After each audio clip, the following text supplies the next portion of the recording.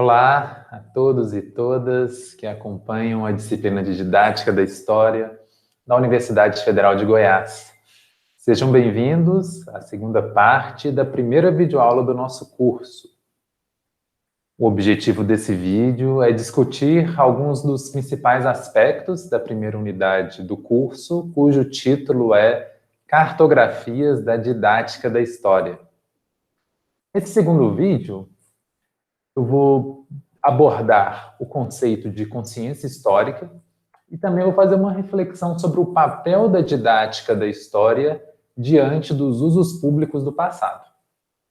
Não deixem de assistir a primeira parte desse vídeo. Espero que vocês gostem. Fiquem à vontade para fazer comentários e sugestões sobre o conteúdo, principalmente no fórum do SIGA, do nosso sistema acadêmico. Bem, então, sem mais delongas, irei diretamente para o conteúdo do nosso vídeo. Começarei falando sobre a importância do conceito de consciência histórica para a didática da história. Como vocês já perceberam, a concepção ampliada de didática da história, proposta pelos autores da tradição alemã, elegeu a consciência histórica como o seu objeto privilegiado de estudo, pois eles acreditam que essa categoria permite a compreensão do enraizamento do pensamento histórico na vida prática.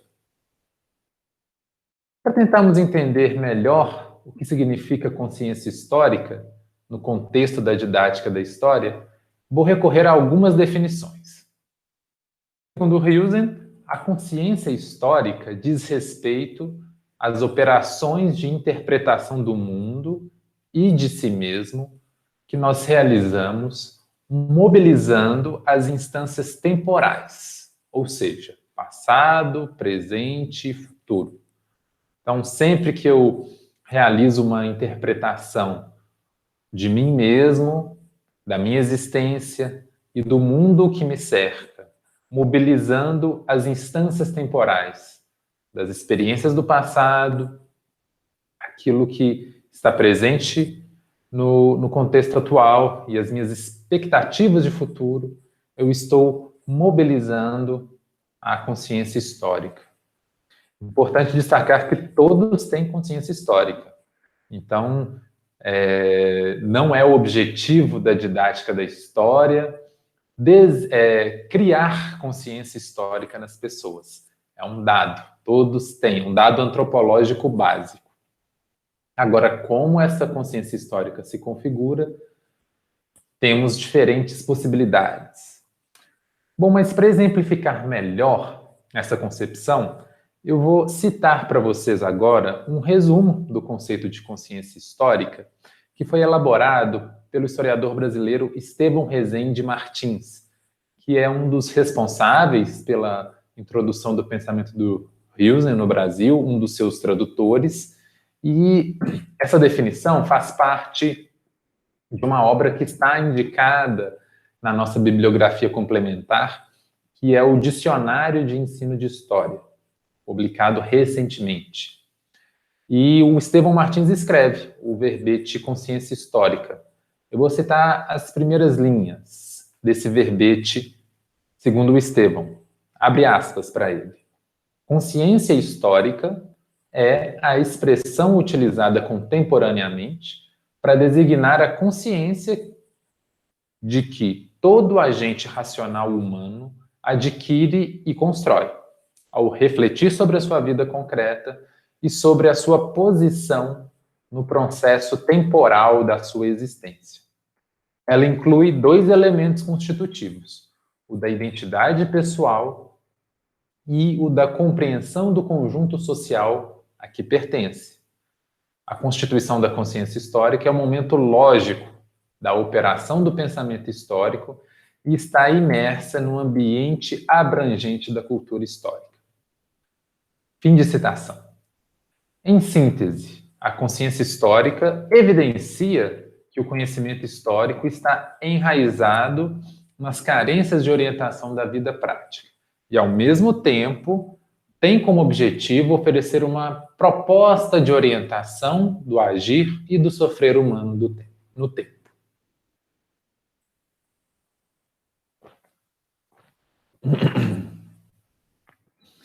Significa que a consciência histórica contribui para o nosso processo de autocompreensão da existência humana e também para a formação da identidade, seja no âmbito individual, seja no âmbito coletivo. Afinal, é impossível respondermos a pergunta sobre quem somos nós sem contarmos uma história. Então, a categoria de consciência histórica também procura evidenciar a importância da história na constituição da identidade, seja na nossa identidade individual, seja na identidade coletiva dos grupos sociais aos quais nós pertencemos. Invariavelmente, a identidade é constituída por meio de histórias, por meio de narrativas que nós contamos sobre nós ou sobre o nosso grupo. Bem, vamos desdobrar alguns pontos importantes dessa definição de didática, dessa definição de consciência histórica para o campo da didática da história. Em primeiro lugar, fica claro que a consciência histórica é mais do que um simples conhecimento de informações factuais sobre o passado. Ou seja, ter consciência histórica é diferente de acumular informações factuais sobre o passado. A consciência histórica está muito mais ligada à nossa capacidade de construir sentido para as dimensões temporais, muito mais do que simplesmente acumular fatos sobre o passado. Em outras palavras, a consciência histórica não se resume ao passado, mas está ligada também à nossa abertura para o horizonte de expectativa e para projetos de futuro. Percebam que tomar a consciência histórica como a categoria básica da didática da história traz algumas implicações importantes.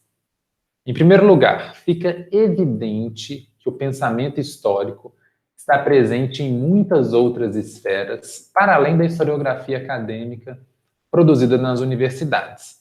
Eu já havia dito isso no nosso primeiro vídeo, estou reforçando agora. Então, o conhecimento histórico escolar, que é uma das preocupações da didática da história, muito embora não seja a única, o conhecimento histórico escolar não pode ser entendido como uma simplificação do conhecimento acadêmico. Então, nós não podemos, ao ensinar história nas escolas, fazer uma simples transposição didática daquilo que é produzido nas universidades para o âmbito da educação básica. Não. Se a categoria de consciência histórica está no centro da didática da história, nós precisamos compreender que a história ensinada na educação básica é um dos modos culturais de constituição de sentido da consciência histórica e tem a sua própria lógica de funcionamento. Em segundo lugar, uma outra implicação é que a categoria de consciência histórica desloca o foco da didática da história, que deixa de estar nas técnicas de transmissão de conteúdos factuais para se concentrar na compreensão das situações significativas de aprendizagem histórica, com foco na consciência histórica dos estudantes. Então, a didática da história deixa de estar concentrada simplesmente no ensino, nas técnicas e métodos de transmissão de conteúdos factuais, para se preocupar principalmente com a aprendizagem histórica dos estudantes, com as situações significativas por meio das quais eles irão ter desenvolvida nas suas existências certas competências e habilidades que irão ajudá-los a pensar historicamente, que irão ajudá-los a ter desenvolvidas as capacidades da consciência histórica. Ou seja, os conteúdos históricos são importantes, sim, mas na medida em que eles causam efeitos na vida prática dos estudantes, no modo como eles interpretam a sua própria identidade e a cultura que os cerca.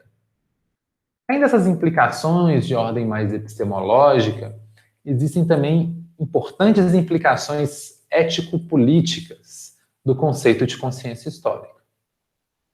Nesse sentido, como destacado pelo historiador Rafael Sade, a didática da história tem como uma de suas tarefas realizar uma crítica normativa às interpretações abusivas do passado, que conduzem a atitudes dogmáticas e preconceituosas no presente. Vou voltar a esse ponto no final da aula para fazer uma crítica sobre uma das interpretações abusivas do passado veiculadas no livro O Guia Politicamente Incorreto de História do Brasil. Bem, antes disso, na parte final da aula, nós vamos investigar qual o papel da didática da história diante dos usos públicos do passado. Então, nessa primeira parte, fizemos uma reflexão sobre o conceito de consciência histórica, pensamos a definição do conceito de consciência histórica, pensamos quais são as implicações desse conceito para o campo da didática da história. Agora, na parte final, vamos investigar qual o papel da didática da história diante dos usos públicos do passado. Sendo que uma das frentes de atuação da didática da história, para além da esfera do ensino escolar, é a análise dos usos públicos do passado realizados na cultura histórica da esfera pública. Nesses termos, podemos falar inclusive em algo como uma didática da história pública. Voltaremos ao tema da história pública nos seminários que estão programados para a parte final do curso. Mas, nesse momento, vamos fazer uma reflexão sobre o que seria uma didática dos usos públicos do passado. Bem, quando nós nos lançamos nessa reflexão, nós estamos considerando que faz parte do escopo da didática da história os usos públicos e políticos do passado realizados nos meios de comunicação de massa, nas mídias digitais, nos discursos políticos, nas intervenções artísticas, nas instituições religiosas e etc. Para dar conta desses múltiplos modos de elaboração de sentido para o passado, Huizen recorre ao conceito de cultura histórica. Em poucas palavras, a cultura histórica abarca as várias práticas discursivas que circulam no espaço público e oferecem uma interpretação da experiência do tempo e da história. Então, a cultura histórica abrange, além da historiografia acadêmica produzida nas universidades, ela abrange também a história ensinada na educação básica e todas as outras práticas discursivas que realizam uma interpretação do passado. Portanto, fazem parte da cultura histórica os museus, o patrimônio histórico, os filmes, as peças de teatro, as músicas, a literatura, as narrativas religiosas, etc. Mas o que será que todas essas práticas discursivas tão diversas teriam em comum? Do ponto de vista da didática da história, cada uma delas pode ser entendida como um dispositivo capaz de realizar a produção de sentido para o presente, tendo em vista uma certa interpretação do passado. E segundo Huizen, os discursos presentes na cultura histórica têm pelo menos 3 dimensões básicas. Na verdade, nas pesquisas mais recentes, ele tem trabalhado com 5 dimensões da cultura histórica. Mas, para efeitos de introdução ao assunto, que é o nosso objetivo, nós vamos ficar apenas com as 3 dimensões básicas da cultura histórica. A primeira delas é a dimensão política. A dimensão política diz respeito aos usos do passado realizados na cultura histórica para a legitimação de um determinado regime ou projeto político. Dificilmente alguma ordem política consegue se legitimar sem utilizar uma certa interpretação da história para se fundamentar. Então, os usos do passado na cultura histórica têm uma dimensão política, não são neutros. Possuem também uma dimensão estética. Essa dimensão estética está ligada com os usos do passado realizados na cultura histórica para afetar nossas sensações e o imaginário social. As músicas, filmes, obras historiográficas, romances podem ter um conteúdo histórico e, ao mesmo tempo, sugerir uma certa forma de agir no mundo, a partir dessa interpretação da história. Elas querem nos sensibilizar. Essas obras da cultura histórica, elas não têm apenas uma dimensão política, mas elas também têm uma dimensão estética. Elas procuram nos sensibilizar para algo, nos afetar e nos fazer imaginar para que possamos nos orientar de determinada maneira na nossa vida prática. Além disso, existe a dimensão cognitiva. Essa dimensão cognitiva está ligada aos usos do passado realizados na cultura histórica, com o objetivo de veicular determinadas interpretações do passado como sendo um conhecimento válido. Então, além de ter uma dimensão política e uma dimensão estética, as práticas discursivas da cultura histórica procuram veicular certas informações factuais do passado, e elas apresentam essas informações para que elas sejam tomadas como verdadeiras pelo público. Então, elas querem nos informar sobre algo do passado e, ao mesmo tempo, elas têm uma dimensão política subjacente, elas aderem a determinado projeto político, a determinada relação de poder, e também elas afetam a nossa sensibilidade, mexem com o nosso imaginário. Bom, para encerrar a aula, eu vou dar um exemplo prático. Vamos fazer um exercício de análise de uma obra da cultura histórica a partir do olhar da didática da história para realizar uma crítica sobre certos abusos que podem acontecer. Ou seja, vamos tentar evidenciar aqui quais são os efeitos indesejáveis no campo ético e no campo político de algumas interpretações presentes na cultura histórica brasileira hoje. Então, eu vou analisar rapidamente uma obra que tem sido muito influente na nossa cultura histórica contemporânea no Brasil, que é o livro O Guia Politicamente Incorreto de História do Brasil, que foi escrita por um jornalista chamado Leandro Narlock. Então, perceba, não se trata de uma obra historiográfica, estrito sensu, mas de uma obra da cultura histórica. Nesse livro, o autor veicula e ajuda a construir uma consciência histórica conservadora, preconceituosa e excludente. Ao analisar a escravidão, por exemplo, Narlock afirma que houve vários casos em que os escravos conseguiam se tornar senhores de escravos. Então, ele parte dessa informação factual. Alguns escravos conseguiam se tornar senhores de escravos. Então, essa é a dimensão cognitiva, né, da interpretação histórica que eu quero destacar para vocês. Mas a partir desse dado factual, a conclusão que o Narlock tira é que ninguém no presente deveria ser responsabilizado pelas ações de seus ancestrais no passado. Ou seja, ele está querendo dizer que, na época, ter escravos não era considerado uma conduta eticamente condenável.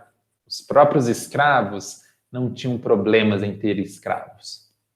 Então, ao fazer isso, tinha um objetivo claro, de veicular uma consciência histórica preconceituosa, porque o autor parte de uma informação factual do passado para veicular um projeto político preconceituoso que deslegitima a demanda dos ativistas do movimento negro no presente em busca de políticas afirmativas, como a política de cotas, por exemplo.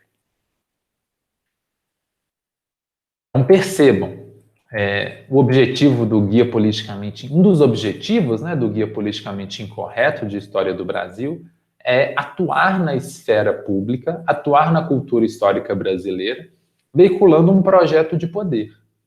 legitimando um projeto político, conservador e excludente. Então, eles realizam uma interpretação do passado não apenas para nos informar sobre algo, mas para afetar as nossas sensações, para mexer com o imaginário social sobre a escravidão e deslegitimar uma demanda ética, política contemporânea, que é a demanda pelo reconhecimento de direitos da população negra, com base no racismo estrutural. Então, vejam, esse argumento do Guia Politicamente Incorreto da História do Brasil está pautado numa consciência histórica preconceituosa. E ao desligar o passado escravista brasileiro do presente, ele quer anular a ideia de dívida histórica. Ele quer anular a ideia de que existiria uma dívida histórica no presente a ser reparada. Percebam que estou fazendo aqui um exercício para mostrar que esse tipo de consciência histórica presente na nossa cultura brasileira hoje é um obstáculo para a implantação de políticas de promoção de inclusão social e é também um obstáculo ao ensino de história comprometido com a promoção da cidadania. Diante desses discursos, uma das funções da didática da história pública é justamente evidenciar qual é o projeto político envolvido nesse tipo de consciência histórica e apontar para os efeitos indesejáveis desse tipo de interpretação. Bem, espero que tenha feito sentido para vocês. Estamos chegando ao fim desse primeiro conjunto de videoaulas. Deixem os comentários de vocês no fórum do Cigarro. Tudo bem? Fiquem bem e qualquer coisa, tanto eu como o professor Cristiano estamos à disposição de vocês. Até a próxima!